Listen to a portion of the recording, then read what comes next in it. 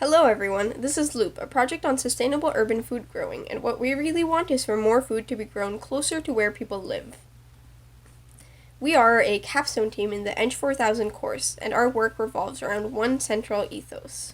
That is simplifying urban farming, so more people will grow food closer to where most of us live, in cities. Urban farming is a term for growing produce in a city or other densely populated area, and is known to be better for societies, the environment, and our health. Keeping even a houseplant alive is so mystifying and complicated that growing actual food often feels like a mythical process that only some person very far away could be doing. And Loop wants to take all of that guesswork out of growing and really just make urban farming so doable that it doesn't make sense not to do it. So, before we get too deep into it, let's reflect on the early days of Loop. We went through various design iterations and sprints to lead to where we are now.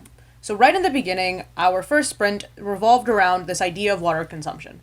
Here we asked the question, how can we reduce the amount of fresh water added to urban farms so it consumes less? So we played around with rerouting the water in some way, trying to compact it, and playing with the linearity that is water. The next sprint, we focused on something a little bit connected but further away from a different perspective of delivery and filtration.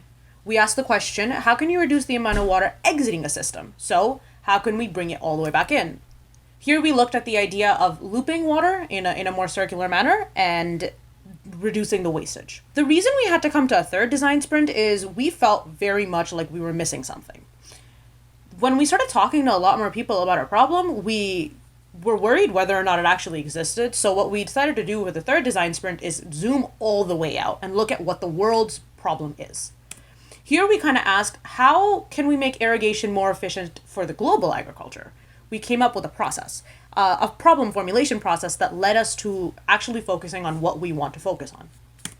And that's where we got to our third design sprint. Here we focused on a smaller system that incorporates all of the previous design sprints in a more effective manner. Finally, after all of that mental gymnastics, we boiled down our questions into one real root problem to take on. This was the inconvenience and inefficiency of urban farming. Many urban farmers we met had made it their full-time job. They had taken several years and killed many a plant to hone their skills. This steep learning curve made it impossible for any collective behavioral change to occur, leaving us dependent on highly unsustainable agricultural practices. Okay, so we finally articulated the problem we wanted to solve. But who were we solving it for?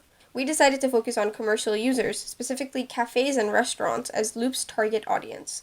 They would be likely able to afford Loop, and the purchase would be very easily justifiable. Freshness is paramount when you sell a meal, and Loop itself can be an aesthetic showpiece that garners interest from their consumers. Without further ado, let me introduce you all to Loop. Here on the right, you can see Loop. Loop is a standalone food growing system with a modular design, meaning you can easily grow anywhere you can fit the unit into. Plants don't need soil. They sit in a growing medium inside pods that are slotted into the holes you see on Loop, much like a Keurig. Loop uses a technique called aeroponics, where the plant's roots get misted with a nutrient-rich solution, and any excess water is looped right back into the water reservoir and reused, making it highly water efficient. Loop isn't just a piece of technology, though. It's also a service. People who purchase Loop have the option to follow a subscription service where they receive a monthly delivery of the plants that they would like, already in their reusable pods. Incidentally, also like a Keurig, not sponsored. Loop is paired with an application that tracks the time elapsed since their plant delivery and alerts users when to interact with Loop, whether it be to harvest or check in on their plants or just change the water. By taking all of that guesswork out of growing, Loop facilitates a real change in how we grow our food. Our design is set apart from the rest that exists in the market right now due to some key features. We are first and foremost user-focused. From its initial purchase to every following interaction, Loop is focused on making the user's life easier. The design and all of its further interactions are optimized for ergonomic use. It is lightweight, has modular and easy-to-reach components to increase the efficiency of maintenance. The lifetime is also ideated for up to 5 years, so the user would not need to worry about replacements or failures. Also, nothing exists for our target that we have selected. There are small personal farms and there are industries. However, development for the in-between is lacking. Our modular and additive design allows for Loop to grow with its users. The automated design simplifies the complex art of plant growing by combining automation and user interface. The automation optimizes a variety of factors so that there would be little to no failure, and the user interface brings in the user whenever necessary for any sort of changes that need to happen. When we were talking to the urban farmers, real farmers, restaurant owners, employees of cafes, and a few random people on the street, we highlighted values that impact our design. Now, these impact statements are used throughout the whole design process, but are highlighted here. In general, people care about the environment, and that shouldn't come at the expense of our wallets. Also, people are becoming increasingly aware of the nutritional value of the food, but also their connection to it. And this is all stemming from this passion that people are having, and this passion leads to people wanting to engage even more with other people. So, knowing all of this, let's take a look at Loop's anatomy. So Loop has 4 systems, the first of which is the plant system. The plant system involves everything from the seed up until the harvested plant, and it involves growing these plants. So the physical system over here holds 24 plants, and we've noticed that there's a survival rate of over 70% per growth cycle of 1 month. It features reusable net pods, and the plant pods and the panels themselves are movable and removable. The next system is the electrical system, and this includes the sensors and the control system that essentially runs Loop. We have an automated pump and lighting system, which ensures that there is the lowest possible daily electrical consumption. We also have an LED-based user interface, so based on the data from the sensors, the user interface would, for example, display a red light when water needs to be changed. The next system is the structural system. This is essentially what holds Loop up. Altogether, it is very lightweight and has a stable design. The wide base and the re-adjoining at the top make sure that there is no risk of any sort of spills or falls. It is also made purely off of food-safe and strong materials, which again increases its lifetime with minimal to no risk of failure or breakage. And the final system is the watering system. As we previously mentioned, we are using aeroponics, which uses misting technology to go straight to the roots and nothing else. The irrigation is actually 85% efficient, so you are using overall far less water.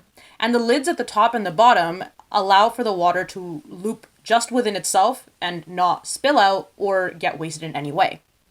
Now that we've seen Loop's anatomy, let's see what it looks like in the making. We're going to take you on a tour of Loop. Hello and welcome to Loop headquarters. I'll be your tour guide today. My name is Myra Zafar. Make sure you don't touch anything. A lot of this equipment is highly sensitive. So here is a prototype of the standalone urban food growing system in its entirety. If I pan down, you can see that the whole thing connects to a water reservoir with a pump in it. And then if we follow up along with the pump tubing, we can see that the water gets filtered and then it goes up through some more tubing into the gutting of Loop essentially. And you see that these little misting nozzles over here are what would be misting the roots of the plant that are exposed on the inside of the system.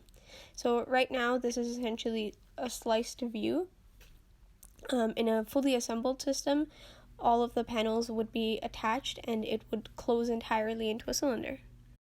There are 2 structural panels that hold everything in place, and a PVC pipe that has been sliced in half essentially makes up the panels. The panels attach onto the structural supports using some thumb screws, and this modularity makes it really easy to disassemble it into a small size and also to move the panels into any position that you desire. Due to the COVID pandemic and a lack of access to tools and resources, we weren't able to put in slots for all of the plant pods like we had intended to. We did, however, kind of hack together a couple of slots just to show you and help you visualize what it would look like. We have a radish plant and a basil plant sitting in here. These have been growing separately because we weren't able to put them into the system, but they are thriving, to be honest. We have grow lights for the plants, and these run on an automatic timer and simulate the full spectrum of natural daylight.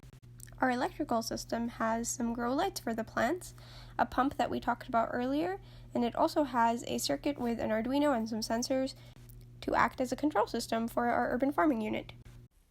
So right away, you can see that the blue LED is on, and that's just because the soil sensor is outside of the system.